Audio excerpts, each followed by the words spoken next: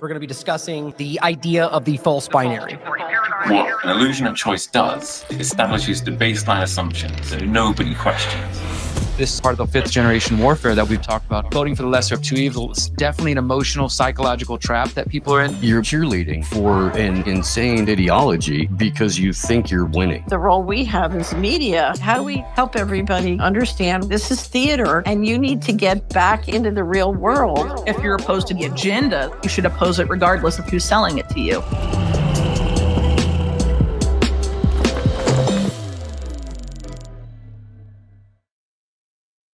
Welcome back, friends. Welcome back to another edition of Solutions Watch. I'm James Corbett of CorbettReport.com, and today we have a very special edition of Solutions Watch. It is also simultaneously an edition of the Independent Media Alliance panel, the IMA panel. And some of my viewers will know what that is. Some of you might not.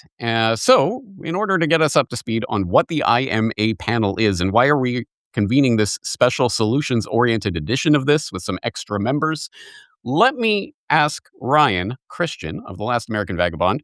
Ryan, what is the IMA panel? Why are we doing this? And why are we doing this particular edition?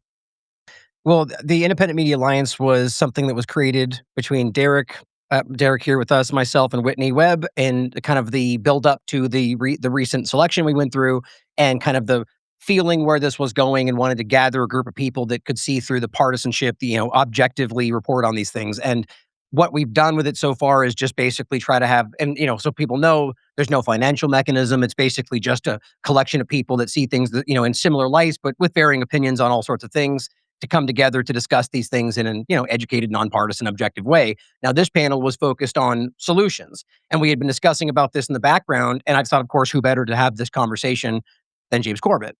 Anything else you want to add to that, Derrick? So this was kind of a joint creation in regard to the IMA. I'll just add that when me, Ryan, and Whitney were putting this idea together, the initial criteria we started with was who didn't lose their minds during COVID, who hasn't fallen prey to the two-party lie every couple of years, and who was willing to speak about what Israel was doing in Gaza. And for us, those were like three kind of foundational points when it came to selecting other content creators, talking heads, independent journalists, et cetera, that we wanted to collaborate with. Awesome. All right, let's start this panel, and I think we should introduce ourselves because whatever channel you're watching this on, I'm sure there will be faces here that may be unfamiliar, but I just watched a video that was like this conference type of thing with 6 or 7 different panelists, and they spent literally the first 10 minutes of the video just introducing themselves. I do not want to do that. That is very boring. So could I just ask your name and a website or thing that you want to promote that people should take a look at? I am James Corbett of CorbettReport.com. Ryan. Ryan Cristian, LastAmericanVagabond.com. Derrick. Derrick Broze, TheConsciousResistance.com. Kit. Kit Knightley of Guardian.org. Larken. Larken Rose, TheRoseChannel.com. Steve. Steve Poikonen, AM Wakeup website website is being messed with. Find me on Rumble. Etienne. Etienne de La Boetie2, squared, artofliberty.org. Ernie. Ernest Hancock, publisher of freedomsphoenix.com. And Hakeem. This is going so efficiently, James. Shout out to you. Hakeem Anwar of AbovePhone.com. You almost derailed it there, Hakeem. Awesome. Great. An incredible, stellar lineup. So, what are we talking about today? I was very interested to discuss a question that I received via the contact form on CorbettReport.com recently from a listener who says, being a voluntarist, I was curious when you choose to involve the state in the things that the state has inserted itself into. For instance, if you get in a car accident, you need to call the police to file a report for the insurance claim. Last week, I was assaulted, and people around me can't get over the fact that I'm not calling the police and making a report. But in certain situations, like a serious car accident where my insurance is not going to pay out if there's no report, I have called the police. Even though I don't live in that world that I would prefer, it seems like when I can, living that way is the best way to slowly push the goal in the right direction. And even for completely selfish reasons, I've been the victim in the past and had the police show up and victimize me further? All right. Kind of a rambling question. There's a lot of different moving parts here, but I think we all understand. We've probably all heard this question in some variation at one time or another.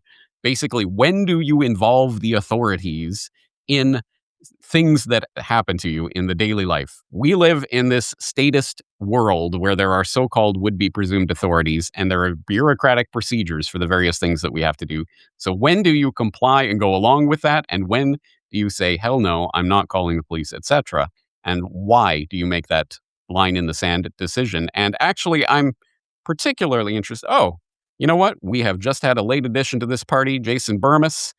Bermas, thank you for joining us. We'll get to you in a moment, but let's start this panel. Actually, I'm particularly interested in Larken. Larken Rose, what is your take on this question? There's sort of two sides of it. First is if you're calling the cops because somebody scary is like harming somebody, like somebody scary without a badge.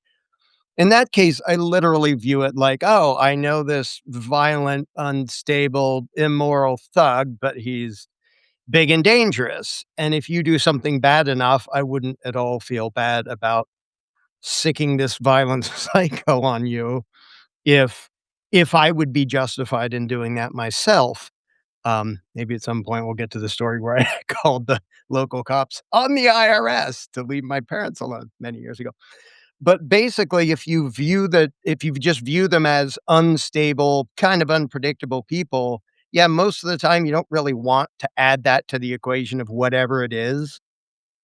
But the second part to me is when you have to do it basically to protect yourself, because if you don't, then they're going to come after you. Like if you handle someone breaking into your house, you shoot them in the leg, kill them, you do whatever, and you don't tell the police, they will show up to arrest you. So the second is sort of self-defense, and the first to me is just sort of like a rabid dog. I have this rabid dog, and if you're bad enough that I would sick a rabid dog on you, then I might sick a cop on you too. And that's sort of the short version of how I approach it. All right. Interesting. Steve, what do you think?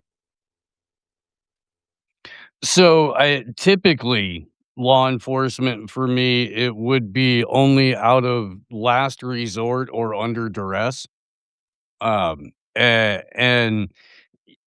if it's yes, of course, if we're involved in a situation on the freeway where we get sideswiped by a semi driver who may not technically have achieved all of the qualifications necessary to be behind the wheel of that vehicle, and which is a not an infrequent occurrence on American and Canadian freeways these days. So were that the case, law enforcement showing up anyway. You know what I mean? Whether I want them there or not, there's enough witnesses. It's a big enough accident. Law enforcement's showing up. The bare minimum amount of compliance required to get me to drive away and back on whatever my business was is optimal to me. There's extreme circumstances that I think everybody can envision where involving some level of the state may be necessary, but those are extreme. And they should, my opinion, should be utilized as rarely as you would, any encounter. Let's go back to the rabid dog. Any encounter with a attack dog. Same, yeah, exact same situations and purposes.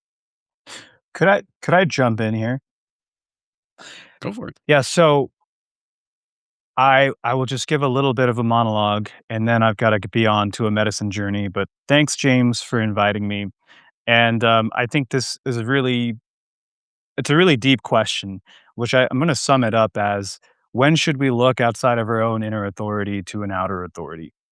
And I think the short answer is you always know what's best for yourself in any situation. You just need to be able to step out the fear, the apprehension of, oh, hey, I'm about to have an encounter with law enforcement. Oh, or I'm not going to get the money back for this person who's totaled my car. And try to step out of that fear and say, hey, is there a common good here?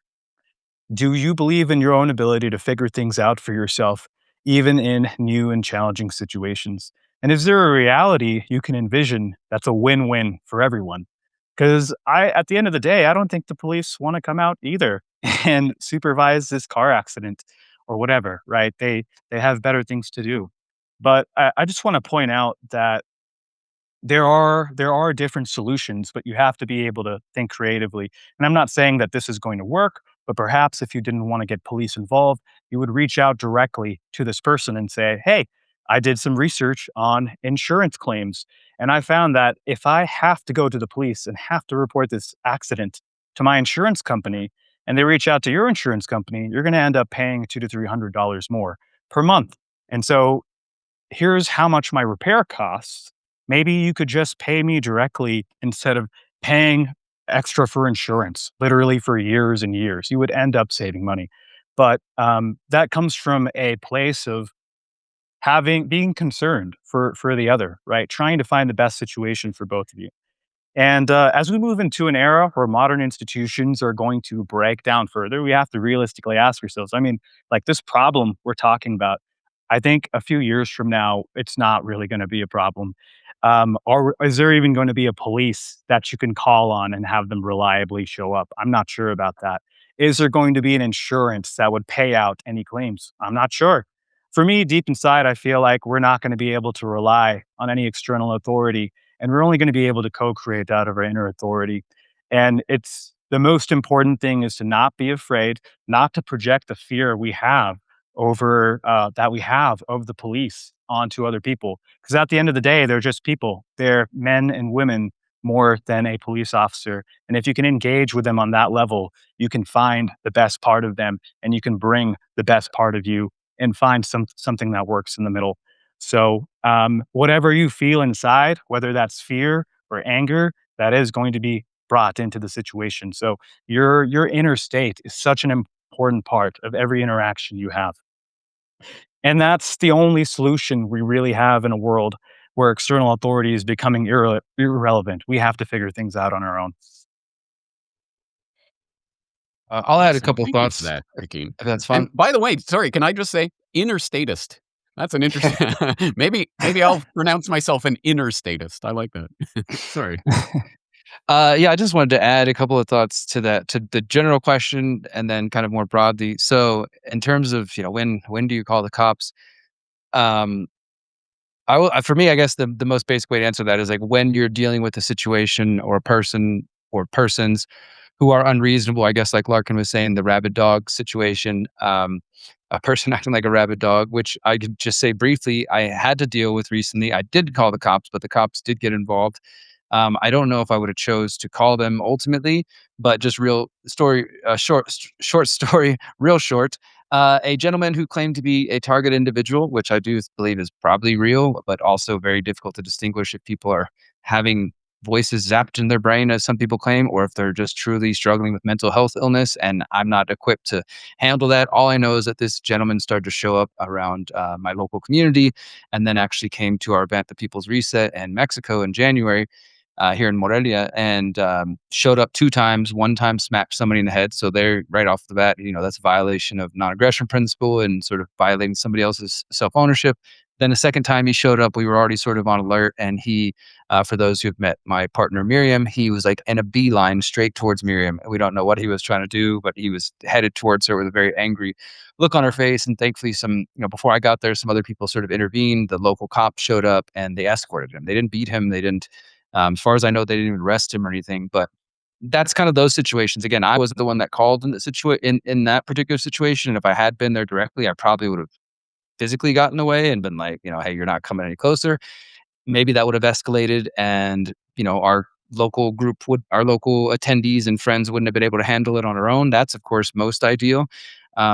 And now that I think about it, a couple of years ago, we had another potential incident of violence where somebody showed up and said he was going to punch me in the face and started to act aggressively. And I sort of just yelled out loudly, like, "Hey, community, everybody, this guy's acting violent." And then a couple of friends showed up like, "Hey, what's going on?" And we calmly but assertively escorted this dude off the premises, and we didn't have to involve the cops. That's an ideal situation. But I think it would be, for me, in those cases where you're dealing with somebody who's just clearly not reasonable, and if you can't resolve it on your own.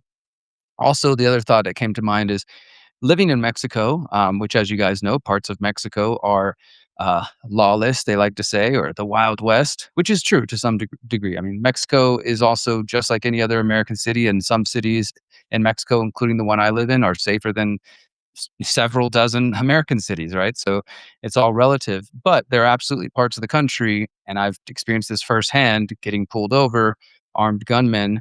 Um, Not a fun situation. No cops around to ask for help, even if I thought they were going to help. And I had to go through that situation. My point being, in places where there isn't a lot of trust of government and where cops are very weak, it is true that some people will take advantage of that. That doesn't mean that anarchy always ends in roving gangs like people want us to believe. But there are, of course, people, the reality is people will take advantage of that. And in those situations, when you're in a place like Mexico where you really can't call the cops, somebody mentioned like getting into a wreck. We got into a wreck before here in Mexico. It was not our fault. The other party was clearly drinking and they hit us and started to claim it was our fault. So somebody called the cops. The cops showed up and just said, "All right, you guys figured it out." He sat there and smoked a cigarette and just made sure we didn't kill each other. Like that was his role. Like he didn't actually do anything. So my point being, there's some realities to navigate, especially for those of us who are trying to work towards a volunteer society, a stateless society, however you want to frame that, it will be complicated. It won't necessarily always be easy. Like, yay, we abolished cops or government and everything is solved. It just means more personal responsibility on ourselves. So to the person's question, don't feel bad if you have to involve the cops. I mean, maybe don't make that your first move. That's sort of way I operate, but also don't be worried about the anarchist peanut gallery saying, "Oh my God, you called the cops," if you feel like that's your only solution in a bad situation. I'll go ahead and jump in on that next. Speaking from somebody who, like Etienne and Larken and James and Derrick, somebody that have been on this path a lot longer than me in regard to the anarchism, perspective, ideological perspective.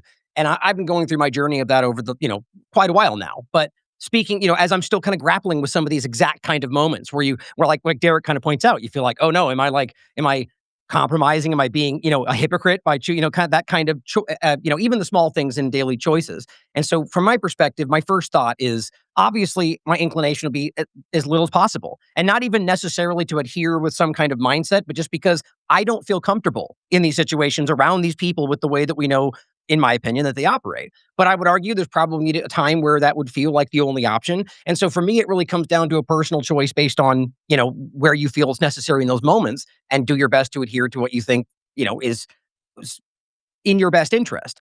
But what I would say is it really applies to the current system or the current authority or whatever you want to call it. Like hypothetically, we're in a anarchistic society, and it would be like Derrick would say, like a more of a community enforcement idea. Well, you would still say like, hey, this guy, and direct. So it's really about the representation of that authority and the illusion or, illegitimate nature of it. And so I'll reference an interesting point I had, interview I had with a guy named Matthew Sands, who is simply arguing this idea of, like the one main thing we should do is basically shift into one universal law, which is the non-aggression principle, and then argues that except there are situations where you can allow the community to enforce in an aggressive way, essentially, only in circumstances where people violate that principle. Now, clearly, there's like any idea, there's, criticisms, but it's like that comes down to the same idea, is that, so there still is a moment where that might be necessary, but when it's sort of a communal idea. And so, even that becomes difficult to define. Now, I just think of it like, my point is, I guess it comes down to what we're addressing as the authority figure in that situation. And it's about the illegitimate nature of it versus just authority enforcing what you think should happen. Anyway, that's my thought on it. Can I jump in here? First of all, I'm not an anarchist. I miss or even non-aggression. I'm probably the biggest statist on here, right? For me, I can say I've called the cops dozens of times. And I'm glad I went after Ryan, because I know that he's been in the bar business, for instance. So I've been in the late night world, right? And I think that varies from my personal life. In fact, I can't remember even an emergency situation in my personal life where we have called the police or I have called the police. And I say that because I can remember an instance that was really wild. We were at a concert. We were coming back. It was nighttime. And the car in front of us, there was a woman driving, and her male counterpart just started duffing her in the face. I mean, hardcore punching her in the face. And obviously, this takes us all by surprise. She gets out of the car. Other stuff ensues. I won't even get into it. But essentially, She wants a ride out of the concert to a certain place, and we give it to her. And that's the end of it, right? She doesn't want to call the police. We just witnessed a totally violent incident. We don't go that route. But then in the case of running a bar or late night pizza place, there's instances where I've got somebody just passed out in my establishment. All of his friends, if he had any, have left them there. What am I taking them home? I mean, obviously, you have to assert yourself to some kind of authority figure. I'll give you another example. Longtime customer, arrested a bunch of times. Somebody who was probably on thin ice of being in the establishment in the first place, passed, I think it was like $300 to $400 in fake 50s. And I had him on tape and I knew who did it. Yeah, no, I'm calling the cops on that person. I don't know that person's going to, I mean, what am I going to do? Have a long talk with him? Am I going to get my money back? I mean, let's be honest with ourselves.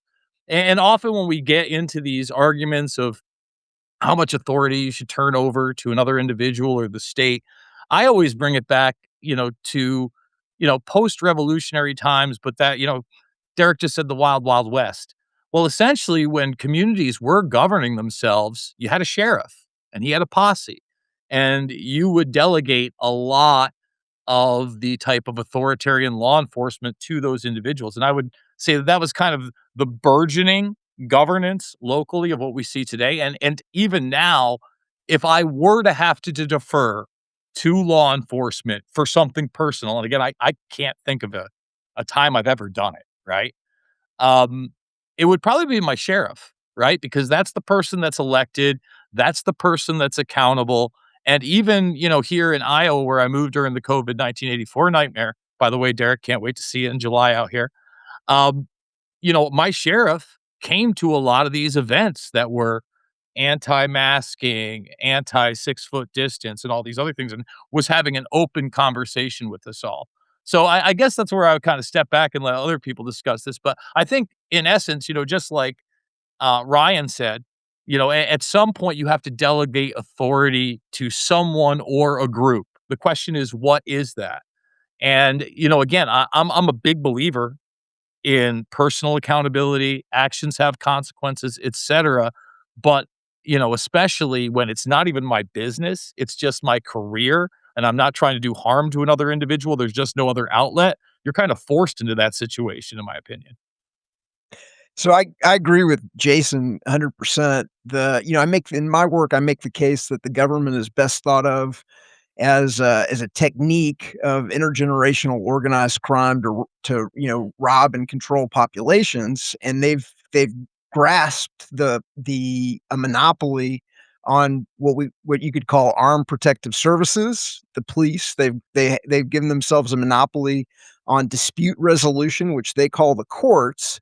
And so in violent encounters, there is no choice because they're the monopoly provider. And so there are cases where you should, you may have to call the police because they have, grasped the monopoly on armed protective services. I think the more interesting case are the cases when you should never, ever, ever, ever, ever call the police, because the police and the courts, and especially the family court system, really is kind of an intergenerational organized crime system masquerading as a charity.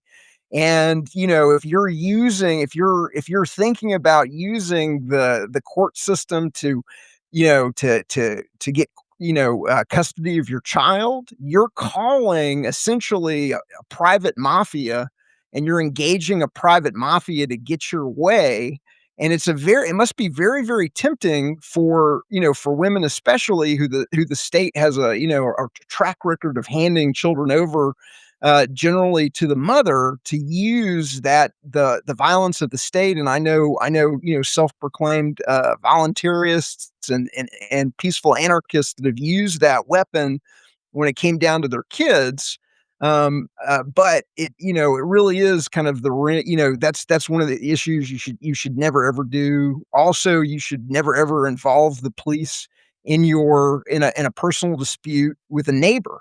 If you can't work it out with your neighbor, you don't really call a gang of armed thugs to come and, have them try and enforce your will on your neighbor, or even worse, report your neighbor for selling raw milk or selling, being engaged in commerce out of their home or violating a zoning law or, some other, aspect where you might be violating this, where the neighbor might be violating the state's, you know, victimless crime laws in a way that you could have them, removed, or in a worst case scenario, calling ICE on somebody that is illegal. Those are really where I think the cases where it really does you're become clear that people are using the government to get their will over other people in a case that would not be the case if the government did not exist,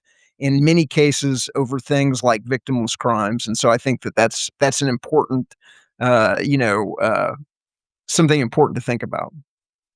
Can I barge Ernie, in I here?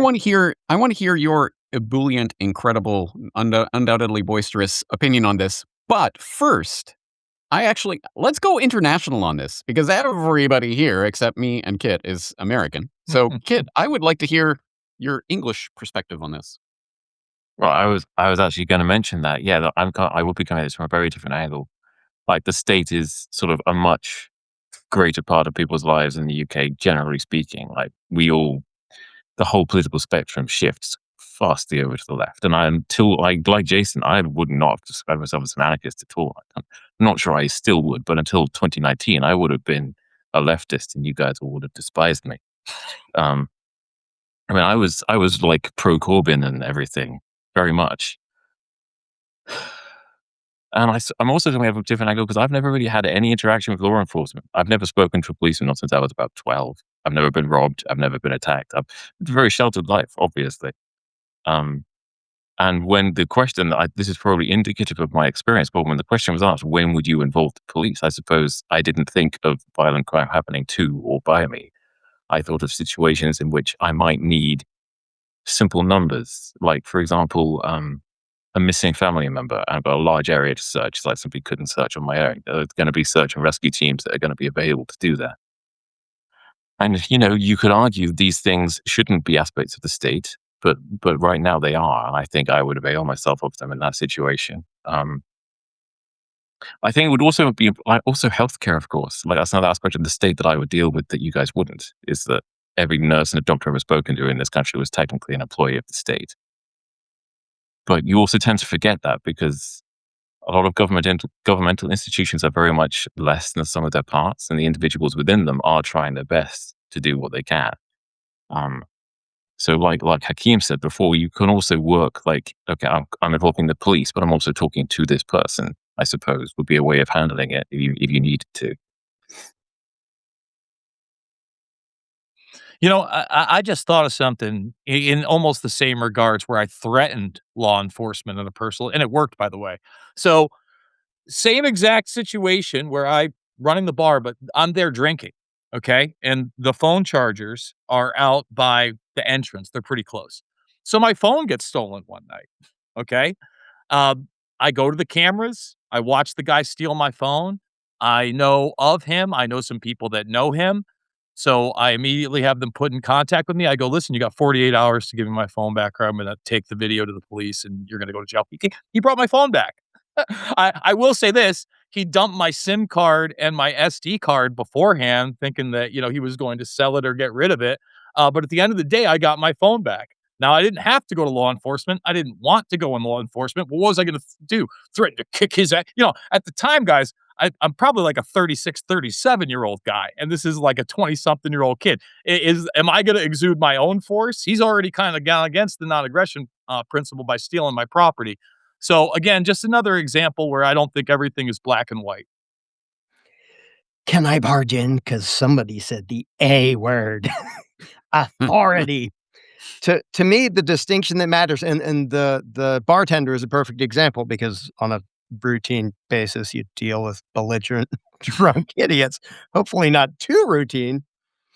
But to me, the distinction is just, would I have the right, like if there's some female bartender and there's some big, loud, belligerent, drunk dude, she has every moral right to say, you're not invited here, I'm taking you out. But she may not have the ability.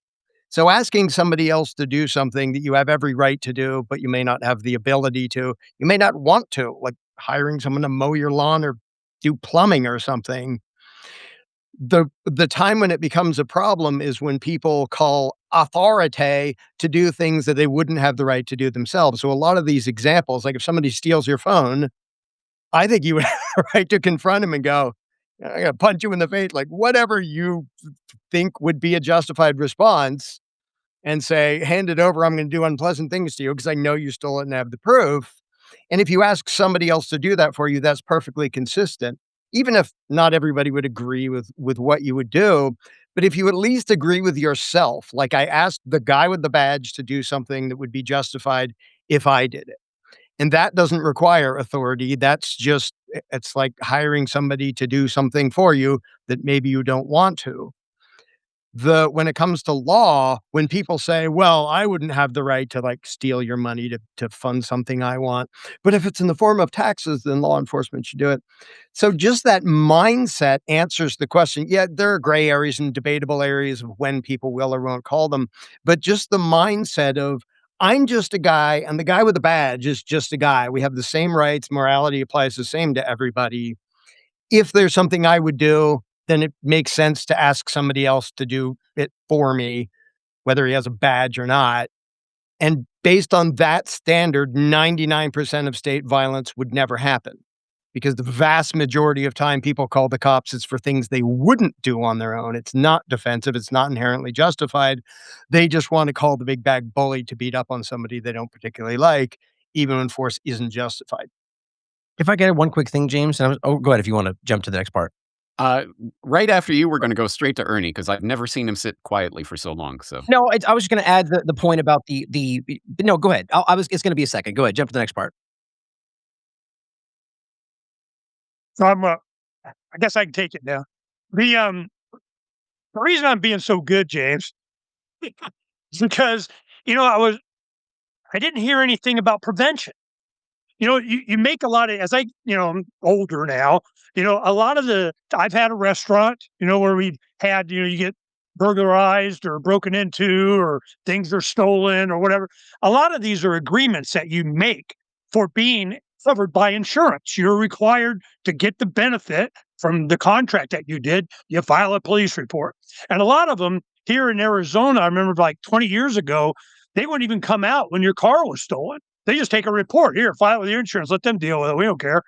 So it's the promise that we get for having government or supporting or living in this country or wherever else is, what is the deal that we have? Well, we're here to protect your life, your liberty, your property, and do that in a court system for it and everything. But you realize as time goes on, it doesn't really do that. You go all Larken Rose on them, But the thing is that once you get a lifetime of experience, you know that you're going to act in what you perceive to be your best interest. As time goes on, you find a lot of the times, it's a fender bender. It's a small thing. Okay, well, I should lock that up more. I should this. You even got videotape of them. Do I really want to go? It's a lot of times it's shunning. You just go to the community. You let them know the punishment is that you have evidence, or you're good to your word, or people believe you over the word of someone else. So it's all about proactive. Are you taking care of your security? Should you go to that bar? What kind of concert was it? Did it have a mosh pit? What did you expect was going to happen? So I'm just like, as time goes on, you put yourself in a circumstance to where you don't have to be in these kinds of, dilemmas and whether you're calling for authority. But the big thing is that you're not only prepared to defend your rights and your property and so on, you have the skills, you have the tools, you have, all this is forethought, a lot of times. But then the other thing is that you run into the Karens, like you're saying, like Larken pointed out, you have somebody, you're not allowed to do it. You can't do it. But gosh darn it, I saw on TV that somebody called and they don't have a mask on. This is, you don't want to be that person. So my solution to all these problems that people have had here is, a lot of times you either have standards that is clear and people don't even want to go. that are bad, that you have a community or friends, or you're not, a lot of young white women want to go to the Middle East and prove how peaceful it is, and they wind up dead, So this is just forethought in preparing yourself to be able to defend it, to not have it happen to begin with, and what kind of contracts are you in that require police involvement, which is a lot of times, like the gentleman from the UK, we have the option and the freedom for private insurance, private clubs, private. So that's my offering, and hearing all of this is a lot of these instances where you feel compelled or even required to call law enforcement, you kind of make sure you're not. And that's where I put myself, is to where, look, I don't want to be in this situation. And then sometimes you take the hit. It's just my experience is that, law enforcement, the court system is less than useless. So never freaking mind, I'll take the hit. Or when you need to, and you see it's in your self-interest, I don't have a problem calling the police, especially when you're in the right, not that matters all the time. But so that is my situation on that. I am not averse or have a religion against calling the police. I've just, through experience, tried to be in position I don't have to. And when I do, it's either because I'm required to, or you don't get your contract filled on fix my freaking car, or it's just a lot of times you see that it's best to have a very public record that you're adding to the record. This is a bad guy, and that you're helping your neighbor that way. But I'm all about prevention. Like a divorce or children, marry well. That's the first thing. And so there's so many things that are in your responsibility that I don't think people take responsibility for. We're constantly, this is the main problem. I'll end on this. We're always putting ourselves in a position to delegate our authority to someone else to take care of it for us. When they don't do it right, you get pissed. I'm going, well, there's your first problem. So that's kind of prevention. That's my most valuable contribution to this discussion I can think of. So can I just speak to just a few of those points, and then I got to jump to my my niece's choir. So let's talk about prevention. He gave the example of a bartender not being able to forcibly take somebody who's being vile, is physically intimidating out. Again, prevention, our solution to that is there are no bartender women that are alone after 5 p.m. ever. Okay, ever. That's, there's always a man there. There's always some kind of security there. Now, he just spoke to, building your reputation with the community. Totally agree with that, but doesn't always work. So I'll give you that same example of when that guy stole all that money. So before I went to the tape and I knew who it was, quickly, I went over and I talked to another bar owner. And I explained this. Oh, he was in here telling me he had a new job. And I'm like, no, man, he definitely just robbed me. And I've known that guy for literally 25 years. And then he saw that he passed the fake bills. Your reputation doesn't always get the job done. And speaking to mosh pits and women getting duffed in the face, I was just at a Lorna Shore show, deathcore show, great show on Saturday. Bunch of kids there, and no one's getting hurt. Big mosh pits, everybody's picking each other up. Kid crowd surfs out to where security is. Security that's hired there that should not be inept, totally inept, drops him on his head. I watch this thing. I'm wondering if this kid's getting back up.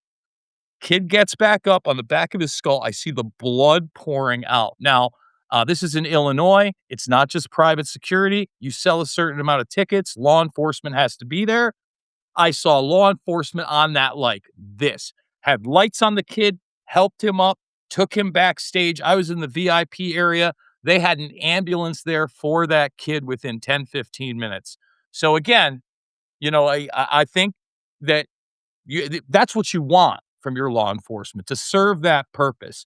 You don't want to be somebody that isn't prepared. You don't want to be somebody that relies on it time and time again. But when it needs to be utilized, you hope it's utilized in the proper manner. All systems are corrupt, especially run by humans. So you're going to have problems. Guys, I love you. I hope we are doing this every week. Good to see y'all, and I'll see y'all on the flip side. I have some thoughts real quick, James, unless anybody else wants to chime in. Regarding a couple of things mentioned, I'll just kind of refer it back to where I've been living the last 6 years in Mexico.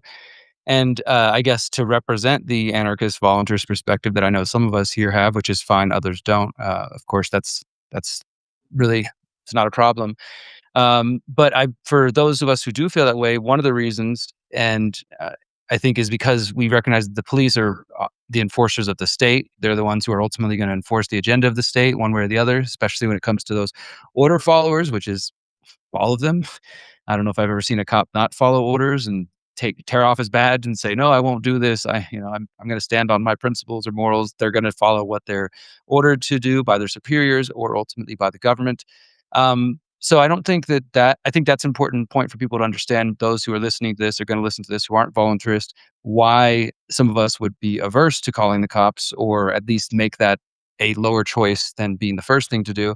And the other thing I think to remember is that it's not because we're against people picking up kids injured at concerts or helping old ladies across the street or other positive things that we could say police officers or men or women have done at any point in history, but it's because it's being funded through involuntary taxation. It's being imposed upon us. I think that's an important point to make, because again, here in Mexico, there are communities like Cheran, which this month, or actually just a week ago, just celebrated 15 years of their own uprising. I won't get into the whole story now, but 15 years ago, they pushed back against corrupt cops who were working with the cartels and working with corrupt government.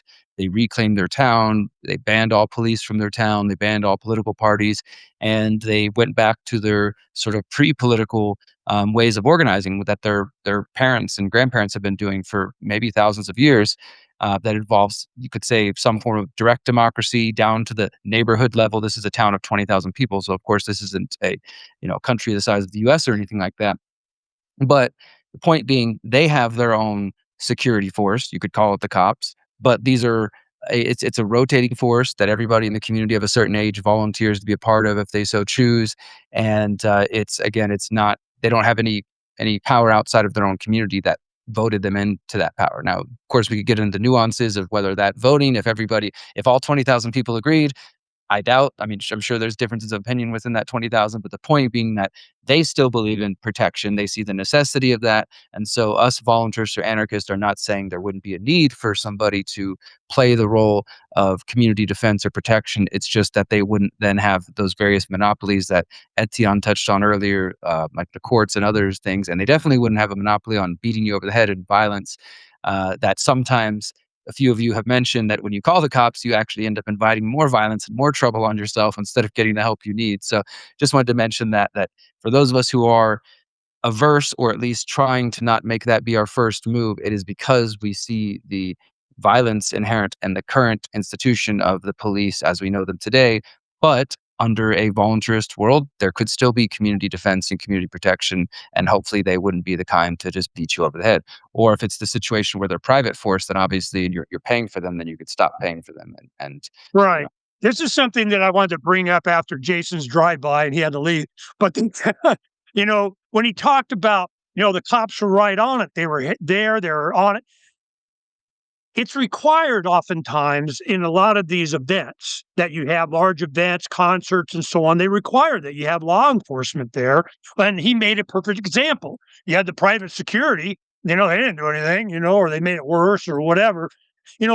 Officers are trained, they have contact, they know who to call. They're getting the paramedics or whatever out there. But they're a lot more incentivized when they're hired, they're selected, they're paid. And I'm going, yeah, a lot of events, certainly political events and gatherings and so on, you're required to have, if you want to get the insurance to cover the yada, yada, yada, to have law enforcement there. And it's not, and a lot of times the police unions, they're incentivized up. Oh, yeah. The ordinance says you got to have a actual certified officer here and we get some overtime. And that's what's going on. So I think because it was trained individuals that were hired privately, or at least could be asked not to come back, you get better service. And you're dealing with human beings. A lot of times, depending on if it's the state event or, some, gathering that the mayor and the council put on or something like that, the incentives are so much different. I think human beings want to help fellow human beings and looking for an opportunity to, as these officers probably did. So it's just, to have just this idea that police are always there to protect your interests and rights as an individual.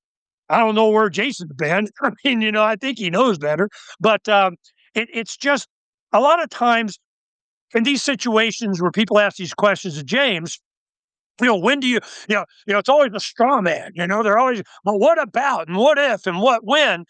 It's an attitude, it's like, quit delegating authority to someone else to take care of stuff for you. That doesn't mean you don't need help. That's how the Wild West wasn't that wild. And what happens is you have the business owners, the cattle drive comes in, and the cowboys are in drinking with their guns and getting all ornery and so on. Well, what happens? The town hires, the businessmen, the people with interest. They got interest in not having their stuff broke and the windows busted, that they'll hire a sheriff. They'll get some ex-gunman to come in and do, and then here it comes, you start getting more and more and more government.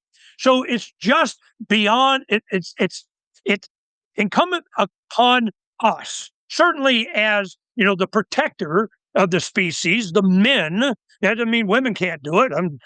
That's not my point. My point is that we are much more equipped as men to take responsibility for this stuff, and we keep delegating that. Not my problem. Well, when is it your problem? So these are the questions that I think, and the answers and the discussions that we should have on this is, what responsibilities do we need to retain ourselves for our community, our family, ourselves? That's the real question. And Ernie, it keeps getting diverted.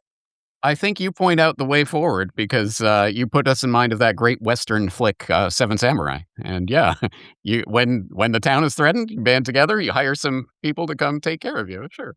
Open range. Watch open range. So I have a combat shotgun as my home defense weapon.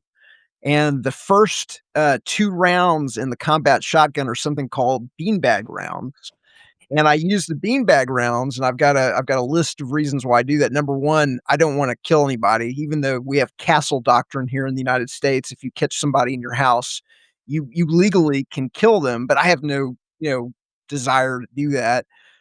Number two, I don't want to clean up the mess.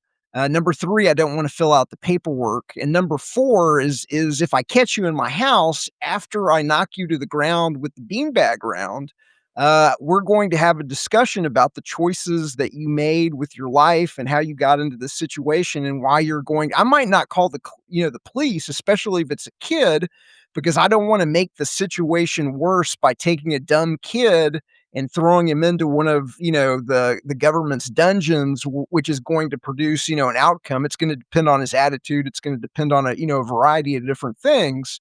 But I am prepared to defend myself without having to involve the police. And I think that to Ernie's point, that needs to be your first, line of defense.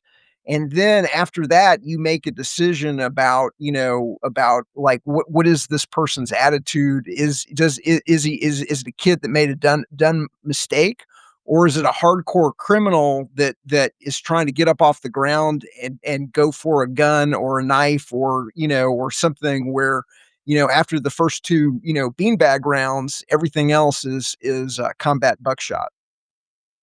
So I love Jason's example about the cops in that concert because it demonstrates the point perfectly.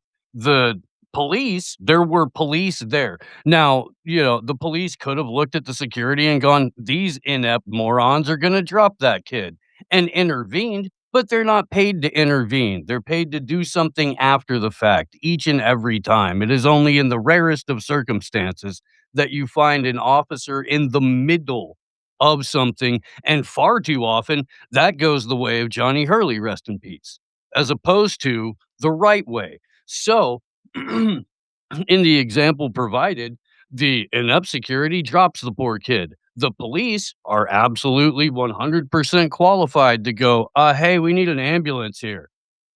And the ambulance shows up. but that's an after the fact situation. And anybody else in the room could have called 911. Granted, it may not have shown up with the speed at which it does when law enforcement calls for it. But in the absence of road pirates that exist solely on taxation, in most cases, to show up after the fact and make things worse, if you have a situation where you have ambulances that are either private or community supported, those are going to show up at the same rate of speed as when law enforcement calls them. I Well, think I no, go think ahead. one of the biggest challenges is just that so many people are used to viewing government as the thing you call for these things that they sort of can't think outside that box. Somebody here has to mention Threat Management Center up in Detroit that is the non-statist version of protection and de-escalation and security and all those things. But because most people haven't seen that and all they think is, there's somebody breaking into my house, the ones to call is 911. They haven't seen examples of non-authoritarian security and protection and stuff, so they just assume it's like the thing I often joke about. If you live in the Soviet Union and somebody says, "Maybe we shouldn't have a ruling class," if they're the ones you get your moldy, crappy bread from, you may respond, "Well, then who will give us bread?" Now, if you live anywhere else, you realize you don't let government control the food. But if that's where you're used to seeing it come from, the idea of none of that makes a lot of people assume, so just no security and no roads and none of everything. No, all of the good stuff we mere mortals can do.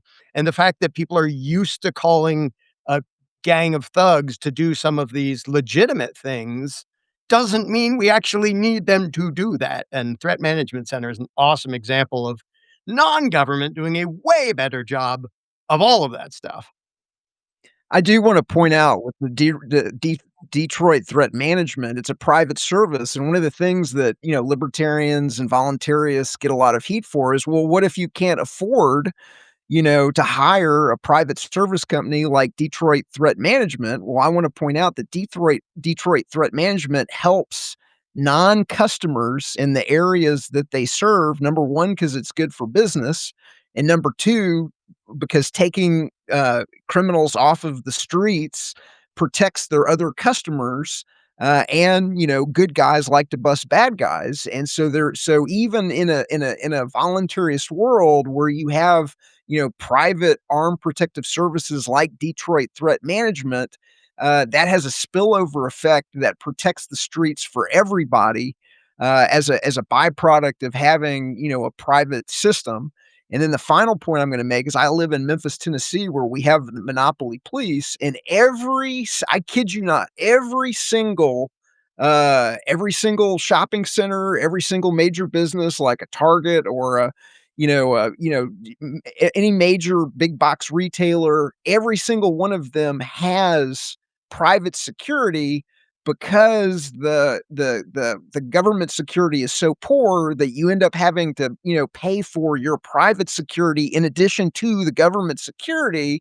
And just think how much easier it would be if the businesses only had to pay for one set of security. But because the monopoly provider is so poor, they end up having to pay for the security that they don't use and then the security that they do use.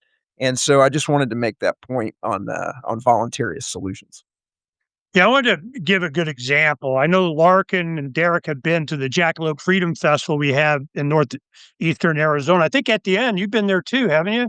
And what happened was it was a large freedom festival that become very successful in the Northeast, went 501c3.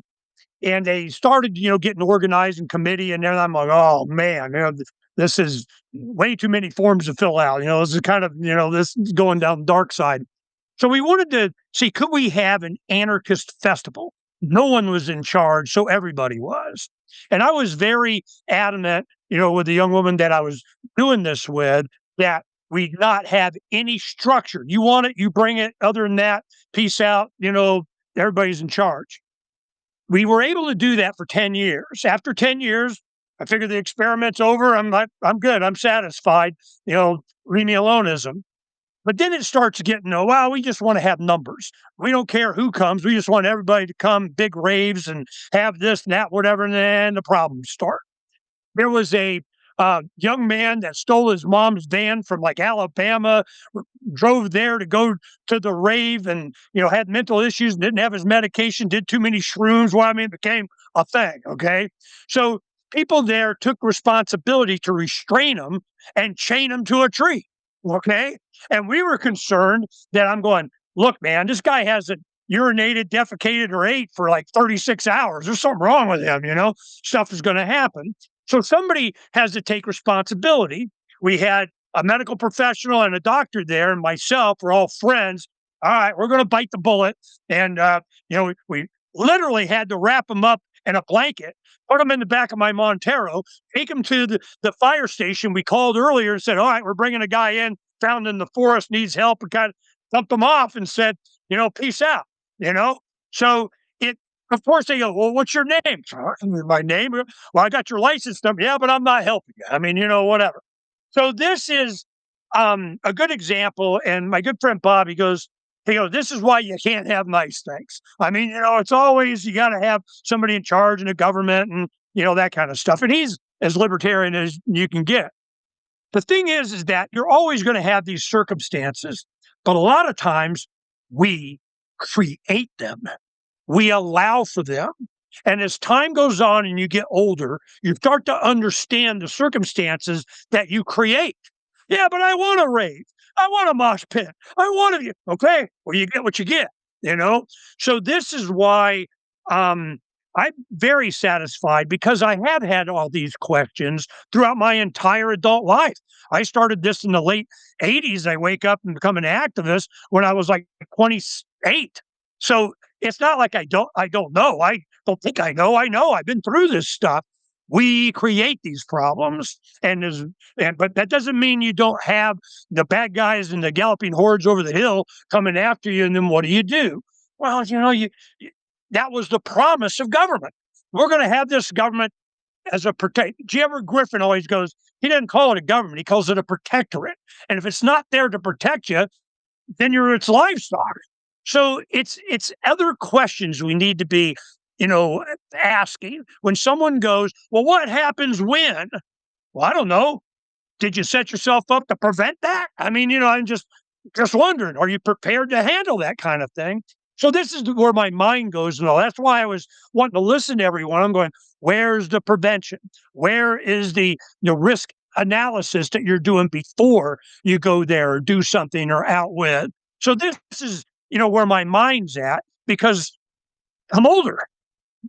Ernie, you make a really good point about incentivization and how that plays into all of this. But I know Ryan has been sitting there patiently for a long time. I know you want to get on this. But just before you do, Ernie, I kind of want to not correct, but inform something that you were saying there, because I know exactly how the statist members of my audience will interpret what you said, because you said, I wanted to have an anarchist conference. Nobody's in charge, so everybody's in charge, and that's how it's going to run.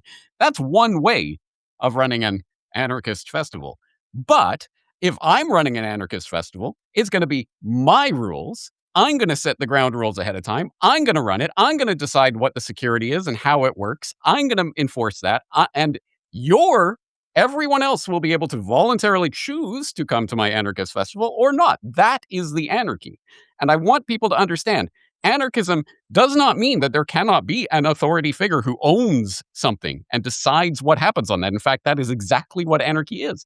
And if you are the anarchist leader that says, this is the anarchist festival where nobody's in charge and anybody can do anything, that's fine. That's the way you are running your anarchist festival. But there is a choice to be made, and you get to choose how to enforce that. And I want people to understand that. I need to add to that so that it answers that very question. Because it was in the national forest, you couldn't claim ownership. And that was part of the problem.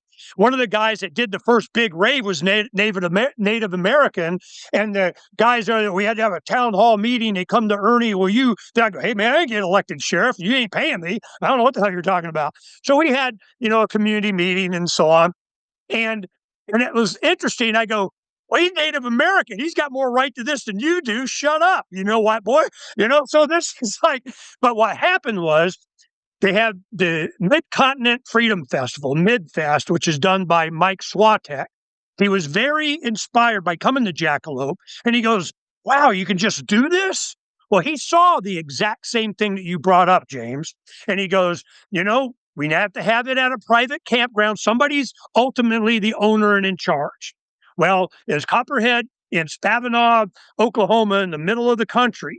So ultimately, you have someone in charge, but they also have the agreement. You come here. This is how we're going to deal with it. These are anarchy doesn't mean, no rulers. I mean, no rules. It just means no rulers. And I love that shirt that Larken have. I had a couple of them. It's like anarchist A with rulers on it, and the no symbol. So I'm just, I'm with you, brother. That was exactly what the solution was. It had to be on private property, and you had to have the agreement to go.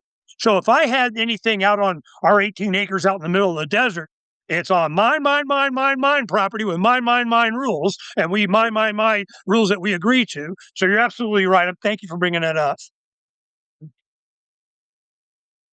Derrick, you got something to say before you pop off? Thank you for that, James. And thanks everybody for contributing thoughts. Yeah, I just wanted to share one thing was in relation to Ernie's previous comment about Jackalope. I wasn't at that years, but the word did travel about how dare they chain this guy and subdue him. This guy was acting crazy, but there's all this debate about it. But what it brought up for me, I almost got shot. I heard about that. Yeah, what brought it for me, and in the situation I shared earlier with the guy who was allegedly targeted individual, either way was acting potentially, did act violent towards one lady and was seemingly going to act violent towards Miriam. That I think those are things that those of us, again, who do believe in voluntarism, or at least as an ideal that we're holding up high, that we believe that humanity can one day, live up to, and trying to build societies or communities or an entire world based around this. Those are questions we have to tackle, and I don't think they're easy to answer, specifically relating to mental health issues. That is, I think, a big kind of conversation relating to what would you do in the anarchist world? We're building an intentional community, for example. We've said from the beginning, hey, we are not going to be a place where people, even as a former addict, I talked with you, James, recently about my own struggles with that. I know what that entails. We're not in a position, nor do we want to be in a position to become the place where all the addicts come to dry out in, and because it's oh, this is an anarchist community, freedom, love, right? We can come here and be crazy and do what we want. That's how some people interpret it. But if you're trying to answer those difficult to answer questions about, how would you handle this and how would you handle this? Mental health struggles are real, and they, from everything from schizophrenia to just somebody depression off the meds or whatever, or taking too many shrooms or whatever it may be, and how we navigate those things without running straight to the police, or if the police weren't around, how would we handle those things?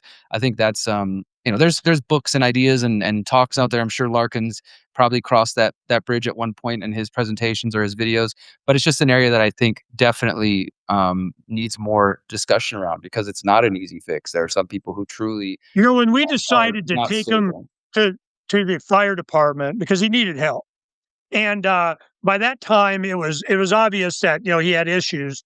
A lot of the people left. You involved the man, we're gone. I understand. That was one thing. They go, yeah, here comes the man. And since then, it's kind of been the man's been involved. And the solution is what James pointed out: MidFest Freedom Festival, private property, rules without rulers kind of thing. And that's what I learned from it. One last thing, Ernie. Thank you for the advice, which I think was so prescient and simple. If you don't want to get divorced, just marry well. I love that. All right, guys, I'll see y'all later. Well, I'll add to it just, and the thought that I was tooling around is just larger, kind of back to the original question, is what's interesting to me is that it seems that everybody, even with different perspectives, seems to acknowledge that at some level it seems not, maybe not likely, but it's common that you may end up doing that anyway, because of necessity or whatever. And so it's just interesting to think about that overlap with the human point, which I like. These are real people. I mean, we talk about this in the context of transition or revolution. It's always the enforcement arm that changes. That's usually rather the kind of switch that guides, the breaking point rather. And so if we see it that way, back to the original question which was kind of really, the state using this, going to the state to solve the problem the state created. And so it's interesting to think about that it seems that there are examples where you do so. But so the question is back to the point Larken made to the cop, well, it's a person. right? So if he's wearing the badge or not seems to be the difference in that conversation, right? So if you just go to a guy stand next to you and say, hey, help me with this guy's being violent. But if the guy happens to be a cop, that suddenly changes the calculus there. Like, is this an authority figure? It's an interesting way to think about it because, like, hypothetically, if I see he's a cop, but instead I'm just like, I'm not asking you because you're a cop. I'm just saying, help me as a person. Does that then mean you're still petitioning authority to help you? It's an interesting thing there because, I guess I'm just reiterating my larger thought from before is that it's kind of a personal line. It's a personal decision. But it seems that everyone's gravitating towards the idea that these things are causing more problems, at least in this conversation, than not. And so it's about that human line. And I just want to go back to the point about the revolution. It's like if the idea is that we, need some kind of, like, even if it is a revolution towards anarchy, it would seem you would need that enforcement arm to sort of at least, align with your thought or recognize that and stop enforcing for the state, which would necessitate some level of engagement with that authority. Anyway, it's just interesting, this conversation. Because as I said before, I am still learning in this journey about this and trying to, because it's not about like trying to adhere to what I think is important, but rather finding out that these things have sort of always aligned with what I feel makes sense, and then, learning from people like Larken. That is a journey, right? But I think, just think about that, the human side of it, and back to the original question, involving the state to solve the state problems and how that is even functionally going to lead to anything that will change something, It's funny because, like, people are people. I don't care if you have a badge and if it's your job to be a thug for politicians. But a thing that we do need to keep in mind when calling the cops is, I think he's just a guy. He thinks he's this magic agent of this mythical thing called the law. So I'm more like, like, you're going to call a crackhead? Well, yeah, crackheads are above cops on my list of who I would call. But because of the fact that they're likely to be abusive, power-happy psychos, that's the main reason I wouldn't call them in a case where somebody actually, like, needs to be stopped. Somebody's violent or somebody needs help. Just knowing you guy with a badge, are more of a danger to the average human being precisely because you don't think you're just a human being. You think you have special rights and you're trained to take control of the situation the moment you show up, which usually makes you a belligerent jerk. And like what a few people here have talked about, the fact that often the person who called them ends up getting victimized or abused or arrested or shot. So even though I view them as a person, I'm sort of extra cautious because they don't view themselves as just a human being bound by the same morality as everybody else, which makes them a dangerous rabid dog, basically. They also have qualified immunity in very many communities where they are above the law. And so they can't be prosecuted. Somebody brought up Johnny Hurley. The police officer that responded to the Johnny Hurley incident shot and killed him, and there were no charges filed against him, even though he acted irresponsibly. He didn't understand what the situation was, and he shot and killed somebody, and absolutely nothing is going to happen to the murderer of Johnny Hurley. If I bring this into an interesting point, and James, feel free to direct this away from it, more like it's interesting to overlap it with like a contentious political point, which is the ice and Ray Good and Red and was it Reddy? I'm blanking on his last name. The interesting point, though, is that from this conversation, it's completely about statism and authority and that. But what's interesting is there were people that I see that are in some ways leaning towards or identifying as an anarchist or libertarian who suddenly sided with the state in that situation. And I just want to point out it's interesting to see where principles and integrity will suddenly waver when it comes to like a team or a choice. And it's kind of the same problem. It is exactly the same problem. But it's a different way they view it. And so if you want to go further, I just think it's an interesting overlap. Okay. Yes. Anyone who wants to respond to that, go ahead. I will just, before we start wrapping things up, I want to take a different tack on this question and this approach, because one of the things that we're talking about here today is, I think there is a broad consensus here. And thank you to everyone who's participating here and sort of playing this all out, because I am starting to realize for the first time I am a bit pragmatic when it comes to questions like this, which is funny because I always get accused of being some starry-eyed idealist. Oh, you and your purist anarchist ideals. No, actually, I can be quite pragmatic on situations like this precisely because we exist in the world of the presumed authority of the authorities and in the creation of the monopolization of these various services. by these groups who are armed thugs who will then take out the aggression on you if you don't go through their system. And as an example, yeah, have I ever called the cops? Yes, in one situation, I had to. It was about a decade ago. My lovely, darling wife somehow managed to hit a car in a parking lot here in Japan, and the owner was nowhere to be found, and no way to directly communicate with them. Leave a note and go away. Uh, Cameras everywhere. In Japan, absolutely, you cannot just drive away from the scene of an accident like that. You will get in trouble with the law if you do that. So we had to, unfortunately, involve a police officer in order to communicate that, facilitate that communication. Luckily, that was about it, and then we exchanged insurance details and blah blah blah, and it was all fine. But yeah, there are situations where, yeah, it would be great if we could not involve the state in this, but then I'm going to get thrown in a cage or get questioned or whatever because of my lack of compliance to this system that exists around us. And I think that applies to so many of the statist things that we live in. It would be great if nobody ever paid taxes, but I understand when people decide that they're going to comply with the extortion that they're being put under at the implied threat of the gun, right? Which is always there in the room with us and always threatening to take us away into the cage if we don't comply. So I understand. I'm not saying that everybody has to be the purist floating on the clouds. So the question... Well, Larken made sure we understood what happens without paying taxes. So thank you. Yeah. You know, the one thing I wanted to emphasize, you know, what Etienne said, you know, because you're in Japan, you know, Derrick's living in Mexico. We have a gentleman from the UK. We're in America. But I don't know if these other places, I'm sure they may, but here in the U.S., Etienne brought up sovereign immunity. You know, we're not liable. We don't care. We can do whatever. We can shoot and kill you. I mean, it's kind of, that is a core problem. There has to be responsibility of something for somebody. And that was one thing, one of the first things that you learn is that you've come up with the idea that law enforcement is not there to protect your rights. They're there to protect society in some way. I mean, that's been adjudicated. We're here to protect the piece of the crown or something. I mean, you know, it's really gotten as far away and still have a thread of, you know, they're going to protect us in some way. And I remember, I'm old enough to remember every officer had on his car to protect and serve. They stripped that off. You know, so we're living in a totally different paradigm, and I'm glad that Etienne brought that up. I'm sorry.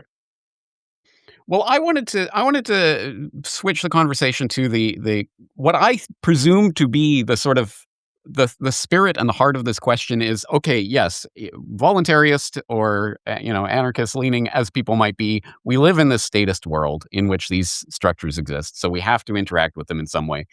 But if we do want to move the goalposts, if we do want to actually move us towards a free society, we have to start creating the structures to replace these statist institutions. Otherwise, what are we doing? Yeah, the incentive really is to, okay, just be careless with your goods, and when they get stolen, then call the cops, because we know that exists, right? So what are we actively building in terms of community structures that can then replace that, like the Detroit Threat Management Center, but maybe not even as thoroughgoing as that. And I will recall off the top of my head that I interviewed someone probably about a decade ago. They were building an app that was sort of a community outreach app where when you are in trouble, whatever that trouble might be, I have a flat tire, I'm stuck on the road, or somebody's trying to break into my house or whatever, you would be able to call people on that app. You'd be able to put out an emergency message and people would respond to that. Peacemaker. And, yeah. Sorry, what was the name? I think it was Peacemaker was one you're talking about, or I think, you know, 411 or something. Anyway, it doesn't matter because it's a great idea, and I think everyone should be doing that. But things like that, how do we start building the community structures that could hopefully one day replace this state monopoly on law enforcement? Well, one example that's out there is Prospera. And so, you know, my fiance and I, we spent a month in Prospera last year. And, you know, the fact that they're offering, you know, governance as a service. And so they have they've negotiated a sovereignty from the government of Honduras where the laws of Honduras don't apply. They have their own private security. And so I think it's an example of, hey, you can have governance without having government. They're offering governance as a service they're demonstrating that you don't have to have a state to have peace and security. All right, now some fireworks, because Ryan, you might have something to say about Prospera and Well, Peter Thiel, huh? I'm not going to get into the whole thing unless we want to get into it, but I'll simply add that I find it hard to think that that's the way that went when this entire thing started with an illegal coup that the U.S. created in Honduras to justify that change. That's all on the record. So even if that's the way it goes, and I really hope so, I really hope, and as we briefly discussed in another conversation, there's plenty of people that are in these locations, and I could definitely wrong my opinion, first of all, that are doing what we would argue is the right, doing this, taking this path correctly within all of this. But my worry is that this is a sort of a trap. The idea of recognizing we want this and that society's drifting this direction, and then sort of like hey, we'll end the Fed and here's your CBDC kind of a play. But all that aside, I just think it's worth noting that this is an illegal coup that the U.S. government conducted in Honduras. And all of the people connected, all the government entities that have allowed this, including the manipulations of the Supreme Court, including all the different law changes that were done illegally, were people that were tied directly to their illegal regime change, and of course to the larger technocratic discussion that we could have. But I hope that this goes in the right direction, and I do think that we should be striving for something like that. I just think my personal opinion is Prospera and the Pronomos Capital sort of like technocratic, pretending to be a libertarian push is a trap. That's just my opinion, though. So I'm looking at it as a laboratory of liberty. And so Chiron is a laboratory of liberty. Prospera is a laboratory of liberty. It's having alternatives to the state and proving that you can have peace and prosperity without having a government, whether it's Prospera doing it in a kind of anarcho-capitalist way, or whether it's Chiron doing it in a kind of, communitarianism, way. The more laboratory of liberties that we have that prove the case that you don't need to have government to have governance, I think the more of those that are out there, the better. We had just this case in Texas to where they're building a Muslim city, and I'm sure they're probably going to enforce Sharia law or whatever they're going to do. And they tried to ban it, and then you had the court come out and say, nope, they can do whatever they want. And without knowing anything about it, really, isn't that what we want? I mean, I want to be able to, they keep having this prosperity zone threat that they keep doing here in Arizona, where it is, you get a square mile out there and peace out. You don't do taxes out in the middle of the freezing desert, and you're doing, well, then I got another one. It's called Belmont, which is Bill Gates' thing, 35 miles east of me. They're, super matrix, get your vaccine plug in the back of the head matrix town. I'm like, hey, so you want to go there, knock yourself out. So I'm much more inclined for these experiments. And I remember in the 90s, a gentleman that I knew at a supper club that we go to, economic thing, and he advocated for this. He's going, look, the future is going to be all about autonomy. Well, this one size fit all freaking United States of everything. Each state was supposed to be its own thing.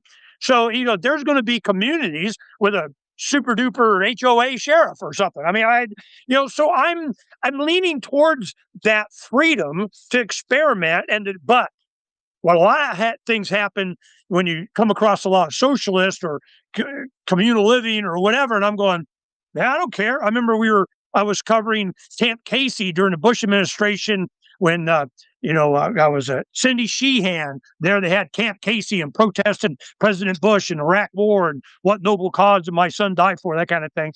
And there was a lot of socialists there that were, gathered in opposition too. And it was just a move on Pelosi, both sides of the pyramid. We're going to have war is what was going on. But, you talk to these people and they find I'm libertarian, and my show, and producer for Air America, communist radio, we were their token libertarians. Well, what happens is they go, you're a libertarian. They go off on me.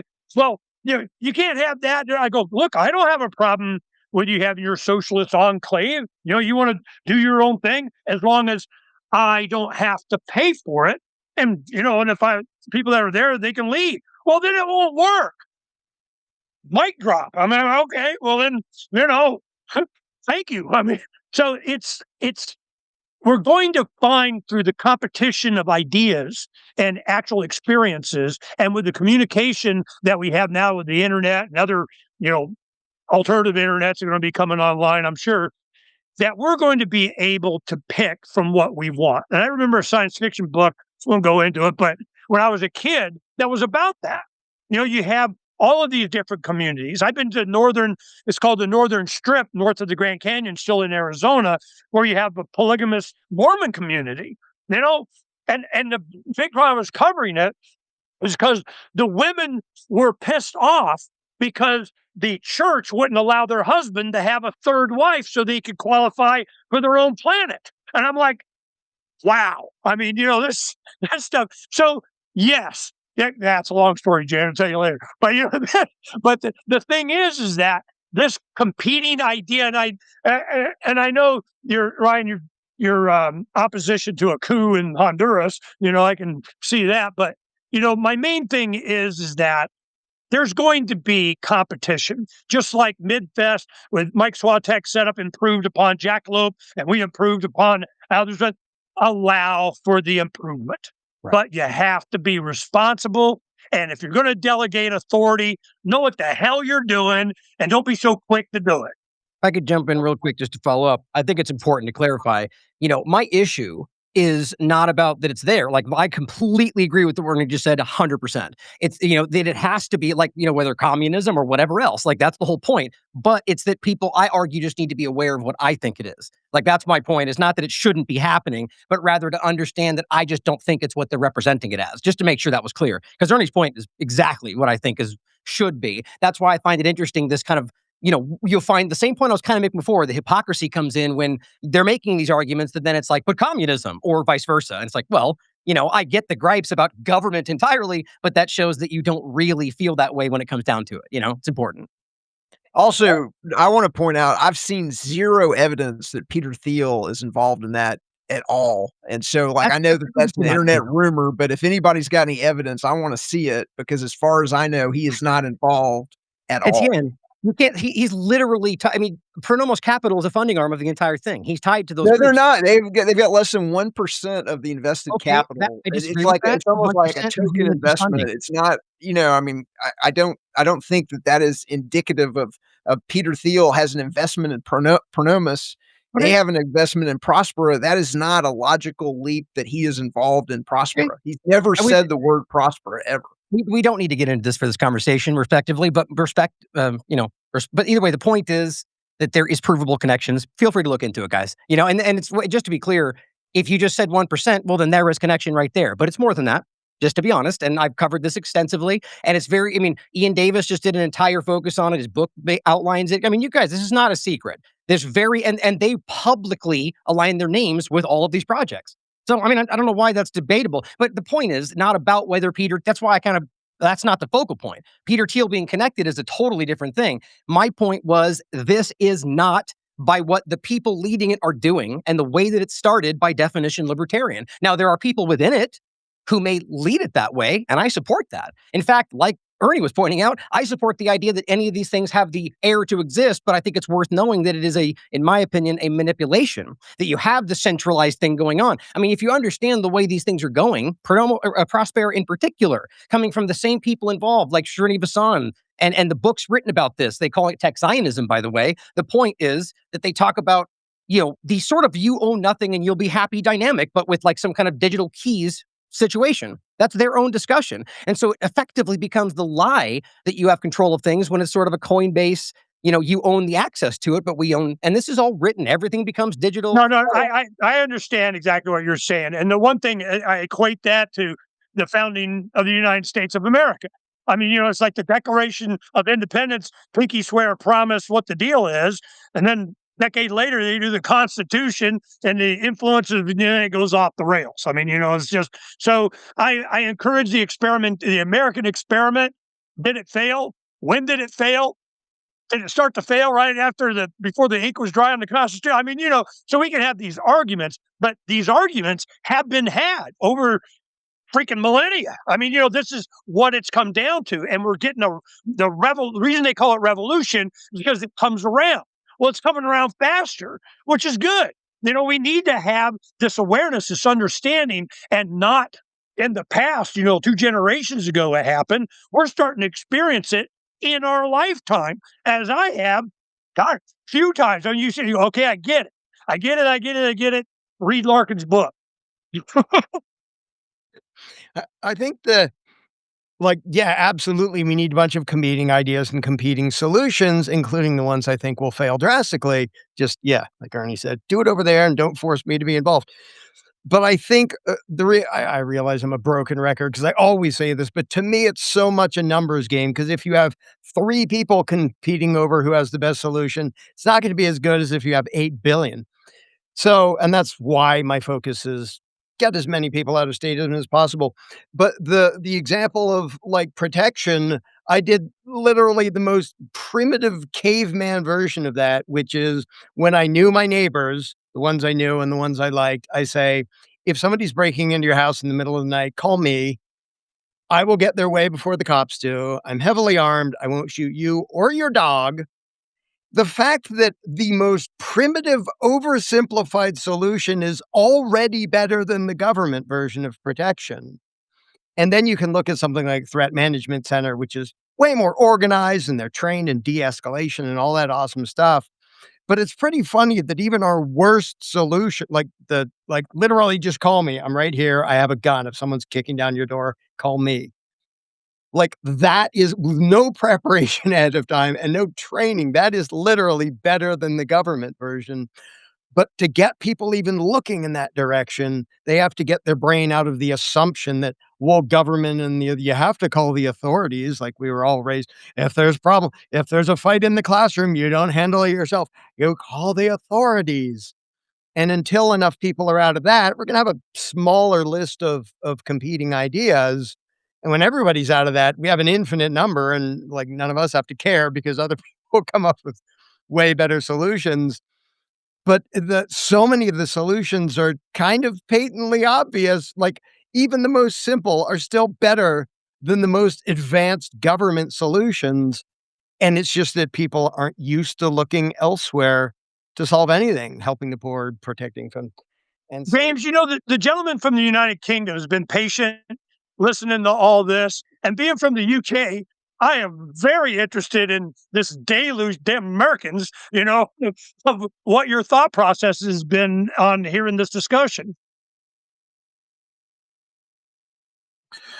Well, I wouldn't say patient. I was listening intently. It was very interesting because, this is a whole area that we simply don't explore. We don't have the space to carve out our own little communes. We don't have the law enforcement traditions of carrying guns even. So the whole idea of police officers as being violent towards us is very rare comparatively. It's safe for like civil unrest ideas.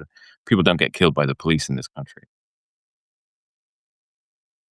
Well, I suppose one thing I have been thinking about is that we're talking like interpersonal, very local, specific people. What should you do if you can't call the police? But if, for example, society as it is established, this authority collapsed tomorrow, and it was just like a free-for-all in that sense.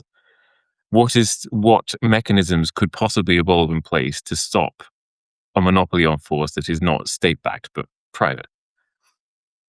I mean, and that's a sincere question. I genuinely asking. Like, the corruption and tyranny are not simply the territory of the state, and they could easily be, if the US government collapsed tomorrow, Bill Gates could start his own private security force with the change he found under his sofa, and suddenly you've got Gatesville, and he makes all the rules, and there's nothing you could do about it, even less than you could do about it now, technically.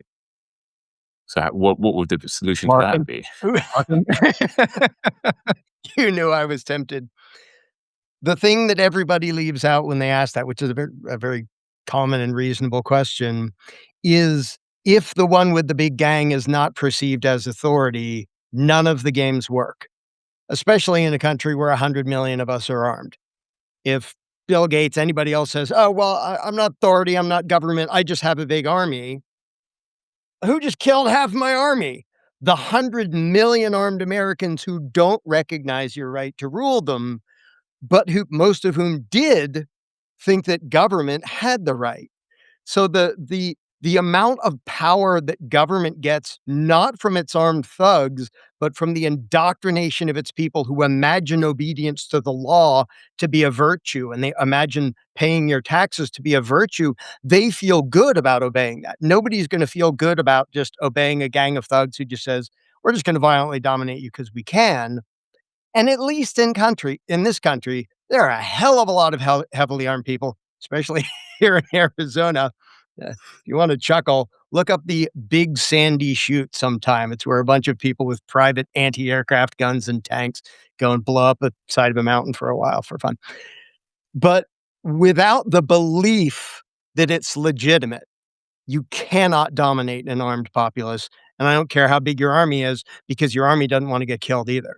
Like, you can find some completely immoral mercenaries, but when people find out you did that and nobody recognizes your right to do that, gets really dangerous, which is why even the private criminal thugs and like organized crime, they all work off of government created black markets of drugs and prostitution and gambling. Because if you just said, we're just going to rob you because we can, in this country, you freaking die unless you have a giant government imagined to have the right to rule, which either implements it or creates a black market. Like, the drug cartels exist because of the US war on drugs. If not, Walmart would put all the cartels out of business. So the mentality of the people thinking they're obligated to obey, because that's what authority means, the thing that has the right to rule and that we have the obligation to obey. If 100 million gun owners don't feel an obligation to obey, good luck controlling them by force. Steve, you've been quiet for a long time. Well, there's so many great minds here that have said stuff that, we've all been saying similarly for a number of years. But I think that for people listening who are trying to apply all of the things that we've been talking about, if you just kind of shift your focus on what kind of skills can I develop that are going to eliminate the need for me to call in additional resources that would involve the state. What are those? What could they be? Um, what could my family do? Do I know anybody that is, a nurse or a doctor, anything like that? One of the things that I love about Maj Toure is that in addition to firearms, he also had people get in and become certified phlebotomists. It just things like that are immensely huge. So if I'm thinking about multiple different ways to limit my interactions with the state, becoming as multifaceted as possible, at least at the same rate that I am a mechanic. Like, I'm a poverty mechanic. So there's a lot of stuff I can do on a vehicle as long as it doesn't require an engine puller or a machine shop. And I feel like first aid is the same way. Like, if it requires surgery, it's already out. You got to take it into the shop. Body's got to go into the mechanic at that point. But I'll do what I can. And so I think that's something that people should start thinking about as it gets significantly weirder.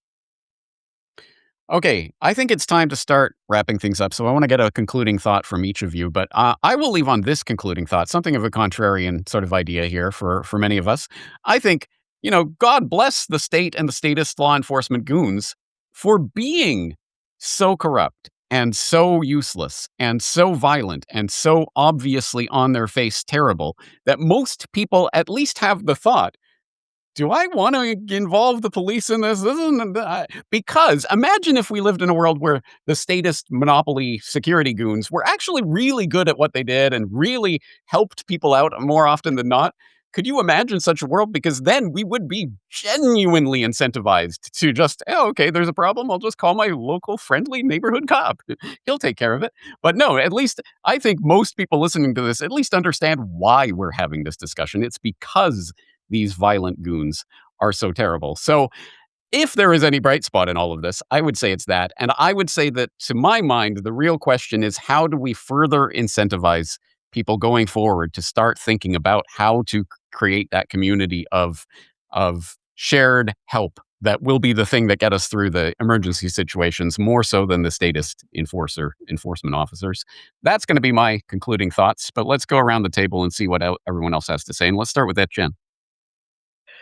So, we recently did an analysis where we calculated the cost of government and the cost of the banking system. And for a single earner, it was making $60,000 a year over a 40-year career and a 20-year retirement. They're going to pay about $2.7 million in taxes, or they're going to lose that equivalent in purchasing power. It's a $2.7 million hit to a guy making $60K a year over this 40K, this 40 years of work and 20 years of retirement. If the government wasn't stealing that money through the monetary system and through the confiscatory taxation and through the underpayment of Social Security, because they're lying about what the inflation rate is, there would be more than enough wine, cheese, and bread on the table for everybody. Everybody could afford the security that they wanted. Everybody could afford the school they wanted. Everybody could afford it would be a dramatically different world if the government wasn't stealing $2.7 million from the average person, millions and millions and millions more from the average earner. And that's the world I think most people can't wrap their mind around, because that money is stolen through inflation. They never ever see it. It's the money they don't even know is being stolen from them. So they can't imagine a world without government. They can't imagine how they'd be able to, afford private security. They can't imagine how they'd be able to afford private education. That's the thing I wanted to leave the audience with. Okay, let's go, Larken. Now, James, are you suggesting that the Hollywood depiction of law enforcement as brave, heroic, efficient, and competent is inaccurate? Yes, I very much agree. I see two benefits to government enforcement being so brutal and sadistic and inefficient, and they show up and draw a chalk outline around you and shoot your dog. One is more and more people are already, like you said, starting to think in terms of, maybe we need something better than this, like neighbors to call, again, even starting with the most primitive things. But two is they're all the way starting to think maybe that is the problem. It isn't just they're not doing a great job right now. Maybe we should start thinking like grown-ups. And weirdly, that's the best thing that self-ownership and freedom could ever have, as a bunch of normal people looking at that. And my sort of non-answer answer to close this is, of all the ideas I have and suggestions and predictions and stuff, I think at the end of the day, nobody even needs my freaking input. If people give up the idea that we need masters, put in the situation of, well, then what are we going to do about the average person who's never thought about it before will already do a better job than government. And then the people who have thought about it, like some of us here and stuff, we may have a head start on them, but just people adopting individual responsibility and go, maybe it's on us to like take care of each other and protect each other. Just getting them into that mindset. I don't want to be in charge of them and give them my master plan. They're going to figure it out whether I say another word about it or not. So yeah, I like the fact that the state is making more enemies of the state than anybody else possibly could. All right, Ernie, what do you got to say? Like I say, when you're old, you experience a lot of stuff.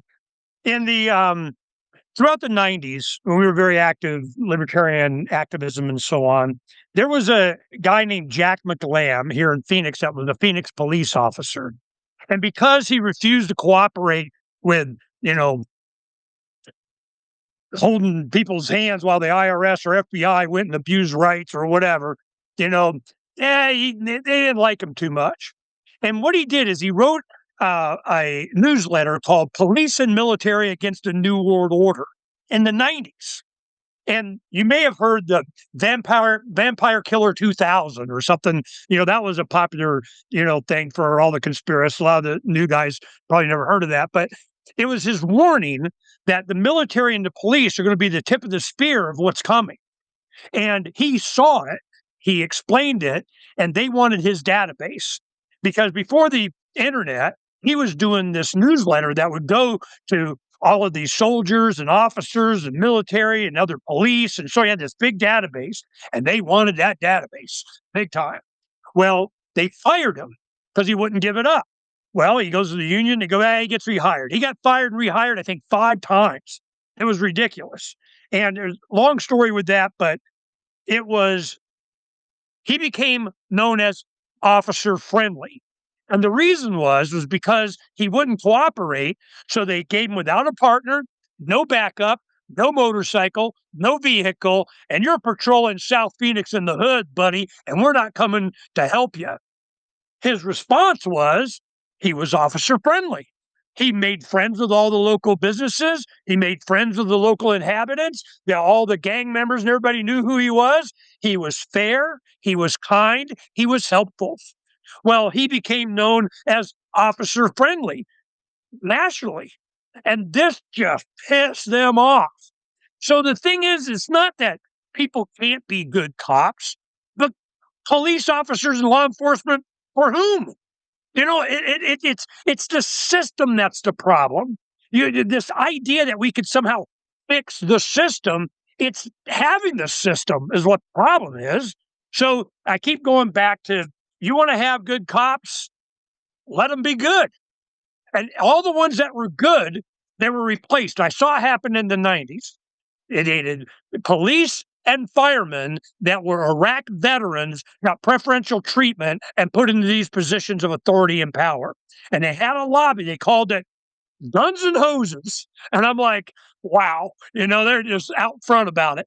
Well, the Guns and Hose people, they were there for the system. They knew how it worked. They've been following orders before. They know how to abuse and do and Sieg Heil to whoever paid them to do whatever.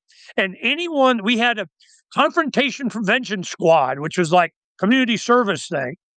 And we had worked with them so we didn't get shot at protests and so on. This is where I called the police. I go, hey, we didn't ask permission. We're going here. We're doing this. This is going to happen. Peace out. Keep your Iraq veteran with PTSD off of our ass. And they would come to protect us from them. Well, then Occupy, Wall Street and Occupy Phoenix and Occupy, all that was going on over a decade ago. When that was happening, they were peaceful. They let everybody do their thing, but those didn't like it. So they got rid of all those guys, put in their guys, and the guy they put in charge of it that replaced the guy we were working with was their VIP sniper. And I go, wow, they definitely got their sociopaths in there now. And I had a meeting with them, later. That's a long story. But the bottom line is they select the worst type people for government. The sociopaths are attracted to these positions. And then the people in the positions of decision and authority over their, minion cops or whatever, who do they pick? The worst sort. Why? Because that's what serves their interest. So you just can't get away from sociopaths that want a sociopath. This is the way it is. All right. Thank you. Ryan. Well, first, James, thanks for having this. I think this is hopefully, like Steve said, we can keep doing this. I do think this is important. I'll just end with, the idea that the general point of what we're all talking about is I think that we could all continue down this journey. And I think it really is something that is becoming more, whatever you want to call it, mainstream. Like, just in my experience, and I brought this up a while back when I interviewed you, Larken, just about do you sense a change? You've been doing this for so long, and I asked you if you sensed that there was more awareness or people who were starting to ask these questions. And you said yes. And I really do think even more now, there are people that are, in my experience, just say, questioning the two-party illusion. And I've never seen this much interest in that idea. So I think we have momentum here. But maybe it's ebbed and flowed over the years, and there's been moments where we had it, and it was then tamped back down with different agendas. And I think that's always part of this, and so I think we just need to lean into this more and consider this. And to the point we kind of went over there at the end, consider other people's ideas, even if they seem like the opposite of what you want, or you even have been trained to see it as dangerous. Consider it. Think about it. And if you think it's dangerous, then consider it dangerous, but acknowledge that people have the right to make their own choices. How, as long as it's not forced on you or anybody else. And last, I'll just simply say that, with all that in mind, and I think we all kind of sense what's happening with these weird, like I said, with this administration, but it's not just left or right. It's been ongoing, sort of like the bait and switch of all that's happening right now. And I just think that a lot of that's happening. So as in any of these conversations, we start to see more momentum and people start to be more aware and things are changing in some ways, at least mentally, in positive ways. The system that is hell-bent on maintaining the status quo will find ways to get you convinced, one, that you either already got what you need to get or that what they give you, which is not that, is what you want. And so just be on guard, guys, because I think a lot of that is happening right now. And I think we need more conversations just like this. So thank you, everybody, for being here. Okay, Steve. Yeah, and apologies. I gotta run. I got another show to get to in about 10 minutes. But no, I usually tell people all the time that, two best pieces of advice I can give anyone is grow food and make bullets. I think we're about there. It's interesting to see people wake up very gradually and then kind of all at once. And the reality that the state is not coming to save them is starting to really sink in. And this is a very, very, very opportunistic moment for all of us because the vast majority of the Western population has been pre-programmed to sink into despair when they would realize something as earth-shattering as, oh, the government is actually a violent criminal mafia and they're not here to protect me. But that gives us a giant opportunity to do what most of us have been doing the entire time, which is leading by example, showing people how to operate without the machinations of the state. And I think that the next 18 months or so are going to be absolutely pivotal in terms of rallying people that finally can't run away from reality anymore. And it's going to be a very interesting, but I do believe a very, very fruitious time. All right, and Kit. Well, I respect going last. That's nice. Giving me the final word. I suppose there'd be a few bits of advice, like on taxation. I find it's just, very cleverly make sure you never make enough money that your taxes are worth chasing. That's what's always worked for me. On the police, live a life that's rather dull and make sure you never have to encounter them if you don't really have to. As I said, the preparation and prevention is the best cure for anything. And on the long-term success, I think the strength of the anti-state position and anti-authority position is that it's the natural position. I know that's probably a thought that's been expressed by a lot of people over a lot of years, but if people are allowed to simply rationally think for themselves, it's where they naturally turn. And we don't need to convince people. Oppression will convince people, and it will simply push more and more people out. I think the best recent example of that is COVID, where people saw what the government was willing to do to them and simply flocked the other way. I mean, the vaccine uptake was never as high as they said it was. Even now, it's lower than they said. They've admitted since. And that is the best and the biggest, most recent example that if they squeeze, people will simply slip through their fingers. And then we are free to make different decisions away from that system. Well said. All right. Thank you, absolutely everyone, for participating in this. There's a lot of stuff to think about here, and I hope we have adequately answered your question, Michael. If you have any follow-up questions, please let me know. But no, this is a great discussion and one that, as Ryan was saying, I think needs to happen more frequently. So yes, let's do this. A Solutions Watch /IMA panel mashup where we can discuss meaty issues like this with some of the greatest minds in the independent media. I've enjoyed this discussion. I hope you did too. And just as a note for anyone who has made it to the end and is still confused about who is who, at least if you're watching this on Corbett Report channels, I will put the link in to everybody in the description so you can find out who everyone is and start following all of their respective channels and websites. But I think we're going to leave it there for today. James Corbett, CorbettReport.com. On behalf of everyone here at the IMA panel and some extra special guests, thank you very much for investing your mind time in this conversation. I'll talk to you again in the near future.